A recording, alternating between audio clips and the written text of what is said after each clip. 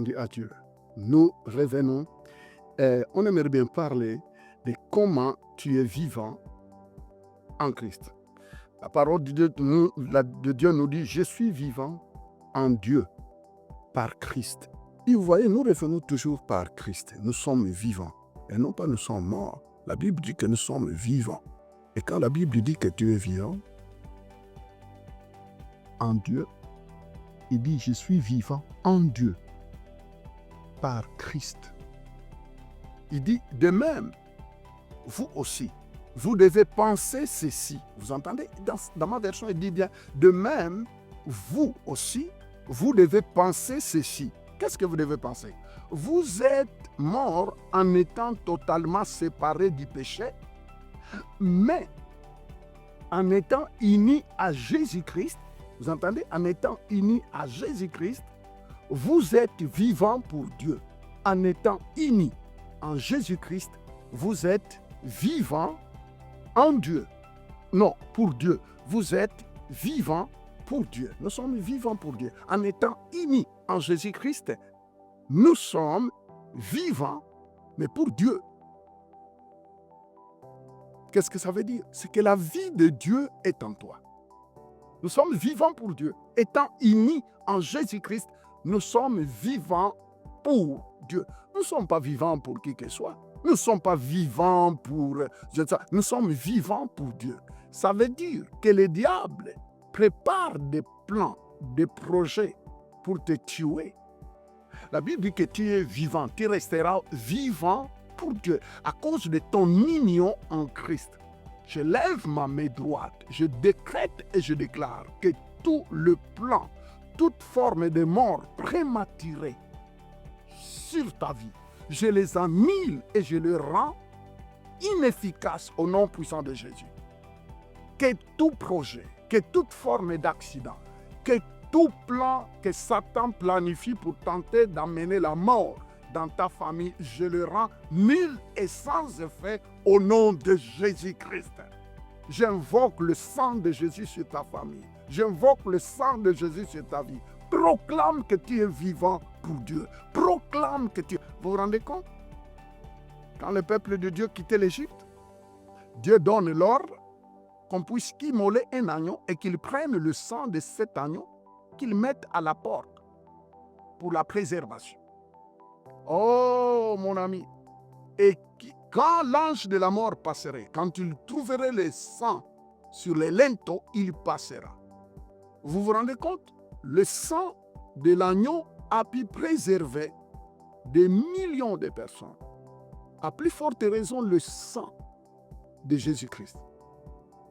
Cela n'était que le symbole de ce qui devrait arriver. Le sang de Jésus qui devrait couler.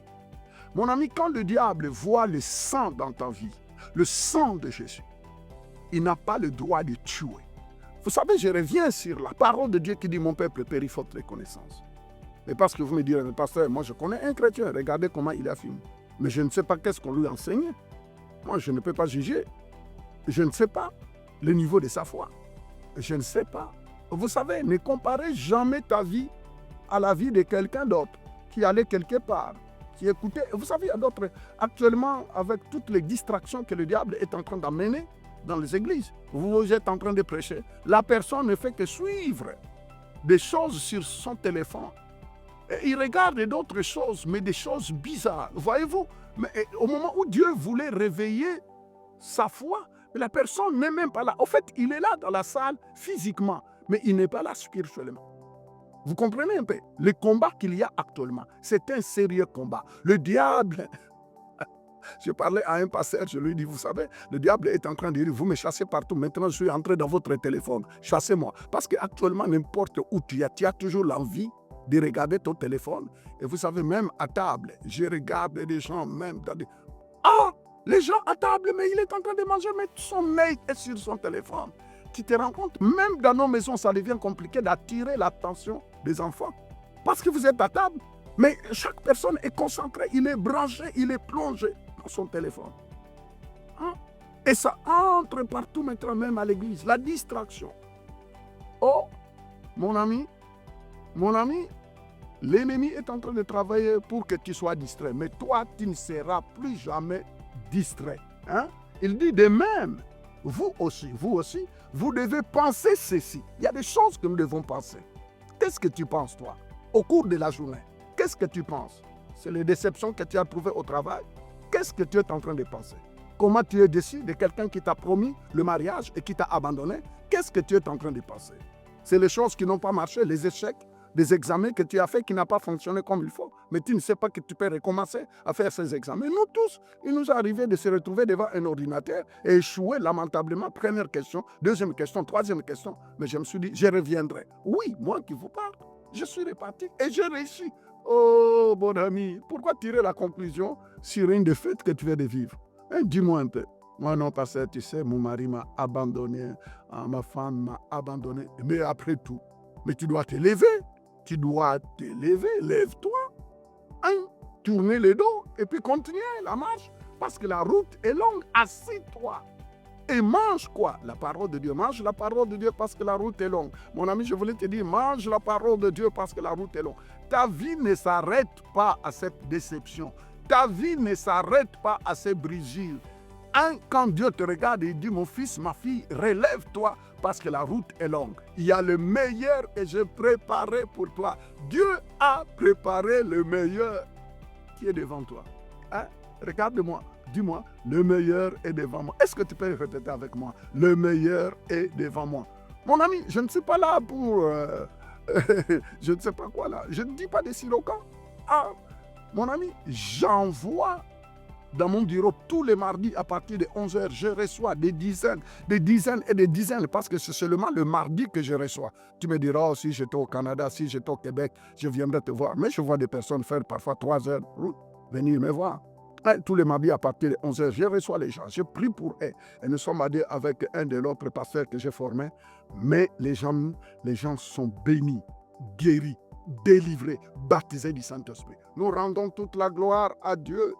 Nous rendons toute la gloire à Dieu parce que c'est ça la bonne nouvelle. Nous sommes des prédicateurs de la bonne nouvelle. Nous ne sommes pas des prédicateurs de la mauvaise nouvelle. Non, tu es lié par les liens de tes ancêtres. On t'a lié sur un arbre dans la forêt. Qui? Lié Jésus-Christ en toi? C'est dit n'importe quoi. Vous savez, Jérémie, j'entends des choses que les gens, des prédicateurs disent, oh non, oh, tu es lié derrière un arbre dans la forêt. Lié qui? À condition que tu sois un pas dehors, un pas à l'intérieur. Et vous savez, on ne peut pas servir 2 maîtres. Ou tu appartiens totalement à Jésus. Mais quand on appartient totalement à Jésus et que Christ habite en nous, le Saint-Esprit habite en nous, il est impossible qu'un serviteur de Satan vienne te lier dans la brousse, quelque part, pour que tu ne réagisses pas. Et les gens sont en train de prôner de tels messages, des messages bidons, des messages qui n'amènent nulle part. Lié qui? Jésus-Christ en toi, c'est du n'importe quoi. Relève-toi, réveille-toi, réveille-toi du sommeil. Continuons la phrase, il dit de même, vous aussi, vous devez penser ceci. Vous êtes morts en étant totalement séparés du péché. Hein? Il dit, mais en étant unis à Jésus-Christ, vous êtes vivants pour Dieu. Tu te rends compte? Vous êtes vivants pour Dieu. Ça veut dire que la vie de Dieu, Zoé, la vie de Dieu, règne en vous. Zoé, dites avec moi, Zoé. Zoé, la vie de Dieu règne en toi. Zoé, la vie de Dieu règne en toi. C'est toi qui dois déclarer que la vie de Dieu est en moi, la vie de Dieu règne en moi. Hein? Et comme la vie de Dieu règne en moi, la mort n'a pas de pouvoir. La mort dans tous les domaines, la mort dans les affaires, la mort dans tes études, la mort. Vous savez, il y a plusieurs types de morts. Il y a d'autres domaines de ta vie qui est déjà mort. Mais écoutez, en sachant que tu transportes la vie de Dieu en toi, chassez la mort dans tous les domaines de ta vie, mais lève-toi par la foi. Mais ne cherchez pas qu'un pasteur lève la main en tremblant la tête, alléluia. Mais il y a d'autres personnes, vous êtes prêts à envoyer de l'argent, je ne sais pas, à des milliers de kilomètres, à vos prophètes qui doivent prier pour vous. Tu te rends compte? Ça veut dire que toi, tu ne crois même pas en toi. Tu ne crois même pas dans Christ en toi.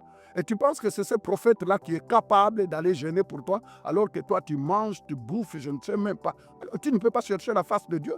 Et voyez comment les gens sont dessus. Ils attendent. Ils attendent. Et le prophète dit, envoyez encore des 100, envoyez encore $500 pour que je puisse encore aller dans la forêt et prier pour toi. C'est dit n'importe quoi. Relève-toi. C'est toi qui es la prophétesse, tu es le prophète de ta vie. Tu dois t'élever en disant à Satan, je suis vivant, je ne suis pas mort, Christ vit en moi. Béni soit le nom du Seigneur. Oh, je suis vivant en Dieu par Christ. Je possède la vie éternelle. Tu possèdes la vie éternelle à travers Christ. Tu possèdes la vie éternelle. Tu peux aller le vérifier dans Romains chapitre 6, verset 23. Tu possèdes la vie éternelle en travers Jésus-Christ. Tu possèdes la vie éternelle. Hein? Tu as la vie éternelle. Alléluia. Ton homme intérieur est vivant. C'est pourquoi il faut nourrir ton homme intérieur.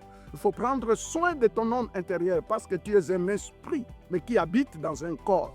Nourris ton homme intérieur. Nourris ton esprit par les promesses de Dieu. Nourris ton esprit par la parole de Dieu. Et lève-toi très tôt le matin. Prie en esprit. Lève-toi très tôt le matin. Déclare les promesses de Dieu. Oh pasteur, j'ai essayé. Tu sais, j'ai essayé. Ça n'a pas marché. Qui t'a dit que ça n'a pas marché? Hein? Est-ce que toi, tu vois le monde spirituel? Tu sais, s'il vous plaît, que le Seigneur t'aide, que tu te révoltes.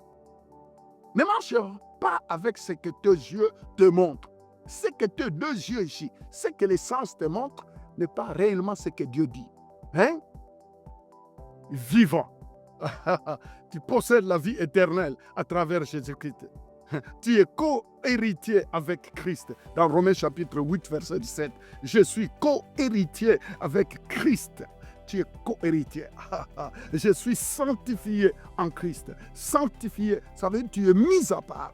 Tu es sanctifié. Dans 1 Corinthiens chapitre 1, verset 12, la Bible dit que tu es sanctifié. Sanctifié, ça veut dire que tu es mis à part. Hein? En Christ, tu es mis à part. Quand tu as Christ, tu es mis à part. Dieu t'a mis à part. Tu es mis à part. Tu n'es pas n'importe qui. Dieu t'a mis à part. Répète avec moi, Dieu m'a mis à part. Dieu t'a mis à part, mais pour la réussite. Dieu t'a mis à part, mais pour le succès. Dieu t'a mis à part pour marcher de victoire en victoire. Les gens qui attendent d'entendre de mauvaises nouvelles à ton égard, ils vont attendre longtemps. Longtemps, je dis bien longtemps, ils attendront longtemps. Vous savez, il y a toujours des méchants comme ça. Ils attendent, ils aimeraient bien entendre de mauvaises nouvelles à ton égard. Laissez-leur méditer. Laissez-leur méditer qu'ils entendent, qu'on les appelle. Vous savez comment il a fini? Ils attendront longtemps. Ils seront prêts à dire, oh, la personne qu'on pensait qu'il est fini. Nous, on pensait que sa vie est finie. Non, ta vie n'est pas finie. Ils peuvent mettre un virgule, mais pas un point. Parce que l'unique personne capable de mettre le point dans ta vie, c'est Jésus-Christ qui a payé à la croix pour toi. Oh, soyez bénis, s'il vous plaît. Soyez bénis. Et si tu es malade, que la puissance de Dieu te touche de là où tu es. Si tu as besoin de la délivrer, sois libre complètement par cette parole. Tu es vivant en Christ. Tu es vivant pour Dieu en Christ et Jésus. Oh, que le nom de Jésus soit béni. Merci. Et on continue à la prochaine.